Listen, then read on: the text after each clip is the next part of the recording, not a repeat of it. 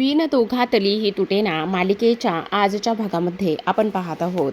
आता मल्लिका म्हणत असते, खरं तर समर ह्या घरचा मोठा आहे, मग त्यामुळे तोच पूजेला बसला पाहिजे. दुसऱ्या बाजूला स्वानंदी चिंगीला रडत जाताना पाहत असते आणि विचार करत असते ती चिंगीच होती. जेव्हा चिंगी खोलीमध्ये जाते त्यावेळेला आता ती म्हणत असते, नाही, आता मी ह्या घरामध्ये राहून काही उपयोग नाही आहे. खरं तसं पाहायला गेलं तर माझ्या नजरेसमोर अंशुमन सरांचं लग्न होतं आहे आणि मी कोणत्या तोंडाने इथे हे सगळं काही सहन करू. खरं तर मला जगायचा काहीच अधिकार नाही. दुसऱ्या बाजूला समर स्वानंदीला आवाज देत असतो, तर इकडे मल्लिका म्हणत असते, मी काय म्हणते समर, आता तुम्हा दोघांना सुद्धा पूजेला बसायचं आहे आणि प्लीज तुम्ही दोघेही जण पूजेला बसा.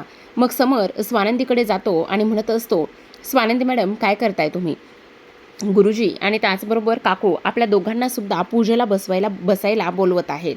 स्वानंदी म्हणत असते, मी 2च मिनिटात आले ना प्लीज. समर म्हणत असतो, हे बघा मुहूर्त निघून चालला आहे, त्यामुळे आपल्या दोघांना सुद्धा पूजेला बसावंच लागणार आहे. असं म्हणून आता दोघेही जण गुरुजींनी सांगितलेल्या ठिकाणी पूजेला बसण्यासाठी आलेले असतात. गुरुजी दोघांनाही नमस्कार करून बसायला सांगतात आणि त्याचबरोबर आता ह्या सगळ्या विधिवत पूजेमध्ये ज्या ज्या पद्धतीने पूजा करायची असते त्या त्या पद्धतीने ते मंत्रोपचार करत असतात आणि पूजाला सुरुवात झालेली असते. मल्लिका मात्र फारच जास्त आनंदात असते. आता इकडे पूजा संपन्न झाल्यानंतर दोघेही जणे उठतात, पण मल्लिकाचं लक्ष फक्त आणि फक्त स्वानंदीकडे असते. स्वानंदीकडे असल्यामुळे तिच्या मनात विचार येतो की ही स्वानंदी नक्की चिंगीच्या बाबतीत काही करणार तर नाहीये ना. दुसऱ्या बाजूला स्वानंदीला चैन पडत नसतं. ती बेचैन झालेली असते. चिंगीला भेटल्याशिवाय तिला पर्याय शिल्लक राहिलेला नसतो. आता चिंगी खोलीमध्ये असताना ती म्हणत असते, एकतर माझ्यामुळे स्वानंदी वहिनींना सुद्धा किती त्रास सहन करावा लागतोय. त्यांना सुद्धा सगळ्यांची बोलणं ऐकून घ्यावं लागतात आणि त्याचबरोबर मी जर गावाला गेले तर काय सांगू सर्वांना, असा मनात विचार येतो.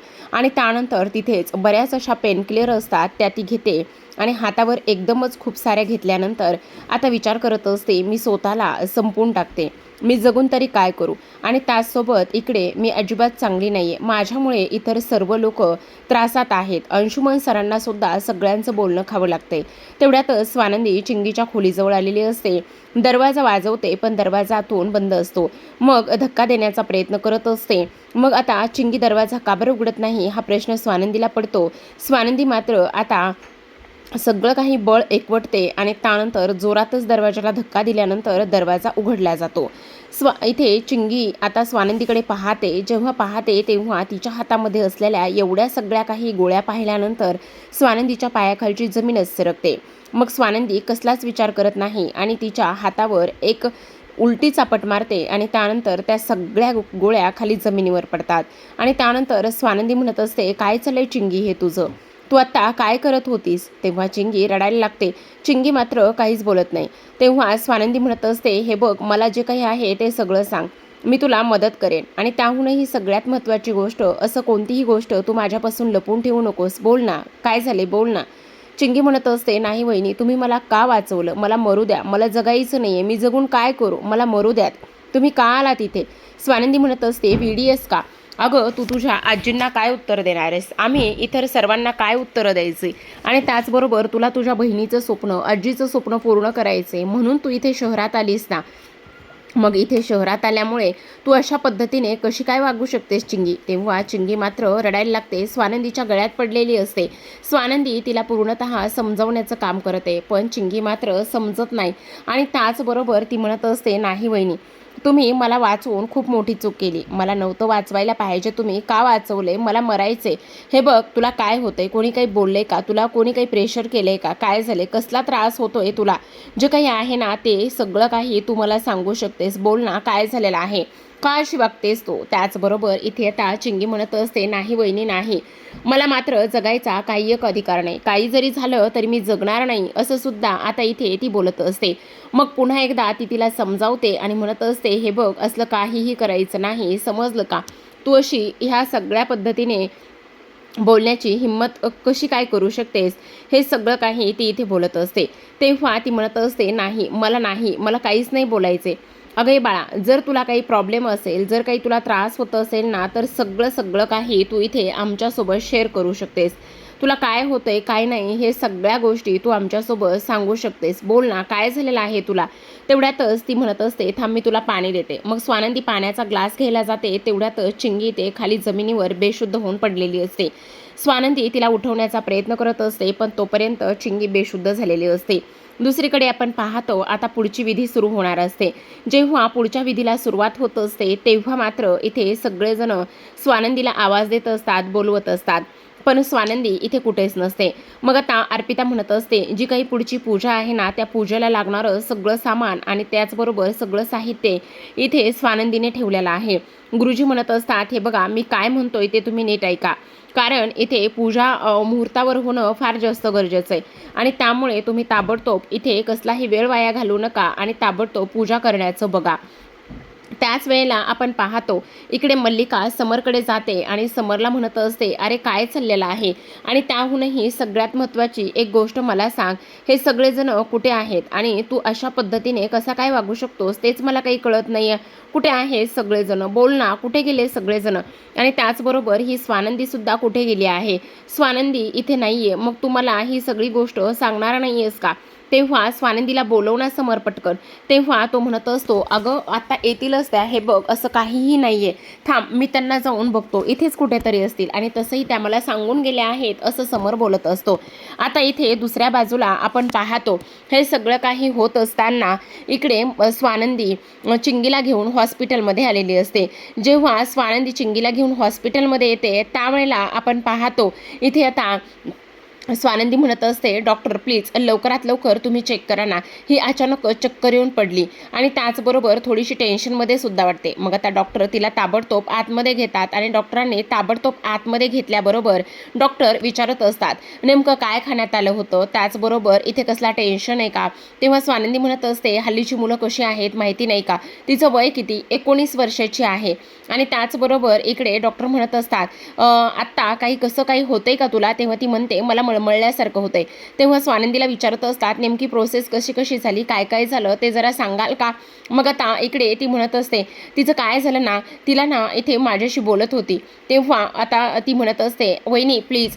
मग आता स्वानंदी ती जे काही आत्महत्या करण्याच्या किंवा स्वतःला संपवण्याच्या ज्या गोळ्या खात होते ना ते ती सांगत नाही. ती म्हणत असते, काही नाही माझ्याशी बोलत होती आणि अचानकच चक्कर येऊन पडली आणि त्यानंतर मी तिला इथे घेऊन आली आहे, असं सुद्धा आता इथे ती सांगत असते. आता हे सगळं काही सांगितल्यानंतर आपण पाहतो इकडे आता दुसऱ्या बाजूला मात्र डॉक्टर म्हणत असतात, बरं ठीक आहे हे कधीपासून होतंय. तेव्हा चिंगी म्हणत असते, खरं तर मला ना हे 8 दिवस झालं हे सगळं काही ह्याच पद्धतीने होतंय. आणि तेव्हा डॉक्टर म्हणत असतात, आणखी तुम्हाला काय काय होतंय. मग आता चिंगी म्हणत असते, म्हणजे ना मला मळमळल्यासारखं होतंय, गरगरल्यासारखं होतंय आणि त्याहूनही सगळ्यात महत्त्वाची गोष्ट ना मला उलटीसुद्धा होती. आणि त्याचबरोबर डॉक्टर म्हणत असतात, मग मला एक गोष्ट सांगा, तुम्हाला किचनमध्ये वगैरे स्वयंपाकघरात गेल्यावर कसला त्रास होतोय का. तेव्हा इथे ती म्हणत असते, हो मला ना जेव्हा मी स्वयंपाकघरात वगैरे जाते ना त्यावेळेस मला ना उलटीसारखं होतंय. आणि हे सगळं काही झाल्यानंतर आता डॉक्टर म्हणत असतात, आपल्याला ना तिच्या काही टेस्ट कराव्या लागतील. मग आता डॉक्टरांनी टेस्ट करायला सांगितलेले असतात. इकडे दुसऱ्या बाजूला स्वानंदीला फोन आलेला असतो. जेव्हा स्वानंदीला फोन येतो तो असतो समरचा. मग आता समर म्हणत असतो, स्वानंदी मॅडम काय हे तुम्ही कुठे आहात आणि त्याचबरोबर तुम्ही घराच्या बाहेर गेलात आणि तुम्ही मला सांगितलं सुद्धा नाही. तेव्हा स्वानंदी म्हणत असते, हो राजवाडे, कारण कामच तसं होतं म्हणून मी खरं तर घराच्या बाहेर पडलेली आहे, प्लीज मला माफ करा ना. तेव्हा समर म्हणत असतो, नेमकं का आणि कशासाठी, कुठे गेलात तुम्ही. तेव्हा इथे आता ती म्हणत असते, त्याचं काय झालं ना राजवाडे, चिंगीला ना अचानक चक्कर आली आणि त्यामुळे मला घराच्या बाहेर पडावं लागलं, प्लीज हे बघा मला माफ करा. तेव्हा तो म्हणत असतो, अहो पण तुम्ही कशाला गेला, तुम्हाला माहिती ना घरामध्ये लग्न आहे आणि त्याचबरोबर जर तिला त्रास झाला असता तर इकडे स्टाफ वगैरे घेऊन गेला असताना. तेव्हा ती म्हणते, त्यासाठीच तर मी गेले होते तिच्या खोलीमध्ये तिला समजवायला आणि तिच्याशी बोलायला, पण पाहते तर काय ती चक्कर येऊन पडली आणि राजवाडे तुम्ही नका काळजी करू, ती आता बरी आहे. डॉक्टरांनी काही टेस्ट करायला सांगितल्या, तेवढ्या टेस्ट झाल्या की आम्ही नक्कीच घरी येतो, असं ती बोलत असते. तेव्हा समर म्हणत असतो, पण स्वानंदी मॅडम तुम्ही मला हे सगळं काही सांगायला हवं होतं. तेव्हा स्वानंदी म्हणत असते, राजवाडे खरं तर मला माफ करा, खरंच मी ह्या सगळ्या गोष्टी तुम्हाला सांगायला हव्या होत्या पण तुम्हाला सांगितल्या नाही, प्लीज तेव्हा तो म्हणत असतो, बरं ठीक आहे, तुम्ही काळजी घ्या, इथलं काय करायचं आणि काय नाही मी बघून घेतो. तेव्हा ती म्हणत असते, पण माझ्यावर मल्लिका काकू फारच रागावलेल्या असतील ना. तेव्हा तो म्हणत असतो, नाही नाही, रागवल्या वगैरे काही नाही, पण कसं आहे ना, घरामध्ये लग्न असल्यामुळे ना ह्या सगळ्या गोष्टी अशा पद्धतीने होत आहेत, बस एवढंच, बाकी काही नाही, असं सुद्धा आता इकडे तो बोलत असतो. दुसऱ्या बाजूला आपण पाहतो, आता इकडे मात्र ही जी काही स्वानंदी आहे ना, त्या स्वानंदीने सगळ्या टेस्ट डॉक्टरांना करायला लावलेल्या असतात. मग आता डॉक्टर लगेचच रिपोर्ट्स घेऊन येतात. जेव्हा डॉक्टर रिपोर्ट्स घेऊन येतात त्यावेळेला आता इकडे डॉक्टर म्हणत असतात, तुझं वय किती बाळा? आणि तेव्हा आता इकडे ती म्हणत असते, माझं वय 19 वर्ष आहे. मला एक गोष्ट सांग, तुला हा सगळा काही त्रास कधीपासून होतोय आणि त्याचबरोबर आणखी तुला काही वेगळं होतंय का? तेव्हा ती म्हणत असते, नाही नाही, काही वेगळं वगैरे होत नाही, पण तुझे पिरियड्स वगैरे कसे आहेत, काय आहेत, त्या गोष्टी सांगू शकतेस का तू? तेव्हा ती म्हणत असते, नाही, आधीमध्ये मागे पुढे वगैरे होतात, पण आत्ता मात्र आले नाही आहेत. मग आता इकडे ती म्हणत असते, मला खरं तर तुमच्या मिस्टरांना बोलून घ्यावं लागेल. तेव्हा स्वानंदी म्हणत असते, डॉक्टर प्लीज एक मिनिट, खरं सांगू का तुम्हाला, तर तिचे लग्न नाही झालेलं आणि तुमचा काहीतरी गैरसमज होतोय. तुम्हाला सांगू का डॉक्टर, माझीसुद्धा अशीच एक बहीण आहे आणि तिलासुद्धा असंच काहीतरी ह्या सगळ्या गोष्टी होतात. म्हणजे नाही का, कधी कधी तिचंसुद्धा हिमोग्लोबिन वगैरे ह्या सगळ्या गोष्टी कमी होतात आणि तसंच काहीसं झालं असेल. प्लीज तुम्ही ह्या सगळ्या गोष्टींचा एवढा विचार नका करू ना, असं ती बोलत असते. तेव्हा डॉक्टर म्हणत असतात, एक मिनिट स्वानंदी मॅडम, प्लीज मला काय म्हणायचं आहे ते तुम्ही एकदा ऐकून तरी घ्या ना. तेव्हा ती म्हणत असते, नाही हो, हल्लीची मुलं काय करतात, रात्रभर जागरण करतात आणि रात्रभर जागरण केल्यानंतर ह्या सगळ्या गोष्टी बहुतेक अशा होतात बघा. आणि तुम्हाला सांगते ना, तसं काही नाही आहे, तुमचा काहीतरी गैरसमज झालेला आहे. अहो, तिचं लग्नच झालं नाही तर ह्या सगळ्या गोष्टी होणं शक्यच नाहीये ना, असं सुद्धा स्वानंदी बोलत असते. दुसऱ्या बाजूला आपण पाहतो, मल्लिकाने पुन्हा कांगावा करायला सुरुवात केलेली असते. मल्लिका म्हणत असते, हे बघ समर, तुझं नेमकं काय चाललंय तेच मला कळत नाही. अरे स्वानंदी कुठे आहे? स्वानंदी येणार आहे कधी? सांग ना मला तू. अरे पद्यपूजन करायचं आहे. तेव्हा तो म्हणत असतो, आता हे काय नवीनच? तेव्हा ती म्हणत असते, अरे हे बघ, आता इकडे तुला एक गोष्ट सांगू का, मला तर इकडे नाही करता येणार. त्याचबरोबर तुला एक गोष्ट सांगते, अनुष्काचे आई बाबा जे आहेत ना, ते मात्र इथे तुझं आणि त्याचबरोबर स्वानंदीचं पाद्यपूजन करणार आहेत आणि पाद्यपूजन करण्यासाठी इकडे ते खूप उत्साही आहेत. तेव्हा तो म्हणत असतो, एक मिनिट काकू, मुळात ही जी काही रीत आहे ना, ती रीत मला अजिबातच आवडत नाहीये किंवा आवडली सुद्धा नाहीये. आणि तू हे सगळं का बरं बोलतेस? आणि त्याचबरोबर ते आपल्या घरी मुलगी देणार आहेत ना, मग ते जर आपल्या घरी मुलगी देणार आहेत तर आपले पाय वगैरे त्यांनी का धुवायचे? हे बघ, मला ही रीत आणि ह्या सगळ्या गोष्टी अजिबातच पटत नाहीयेत, समजलं? तेव्हा मल्लिका म्हणत असते, अरे असं काय करतोयस? ते आपल्या एवढ्या मोठ्या श्रीमंत घरी मुलगी देणार आहेत आणि त्यांना जर पाद्यपूजन करायचं असेल तर काय फरक पडतो? करू देत ना.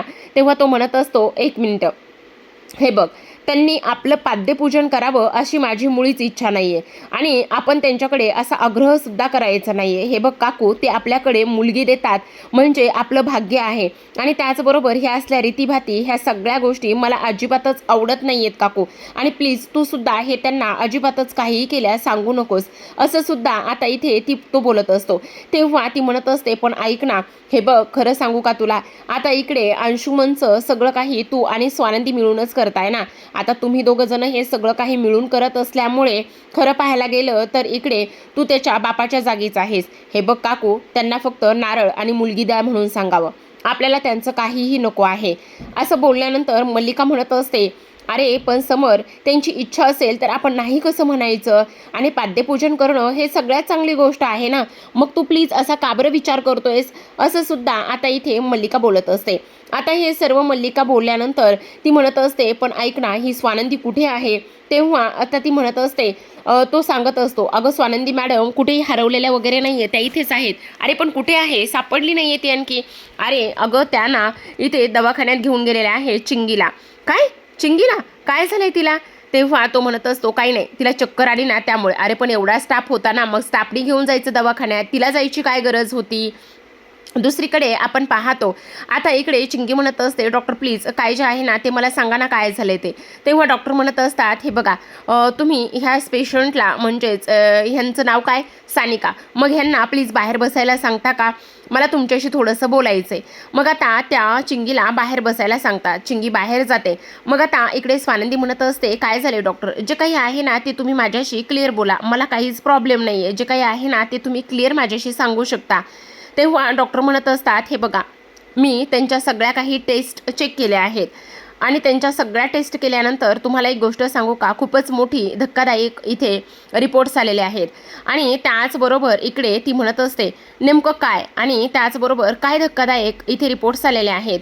तेव्हा डॉक्टर म्हणत असतात, अहो मॅडम असं काय करताय, हे बघा तुम्ही आत्ता ज्या पेशंटला, ज्या स्टाफच्या ती मुलगी आहे ना तिला माझ्याकडे घेऊन आलात ना ती प्रेग्नेंट आहे.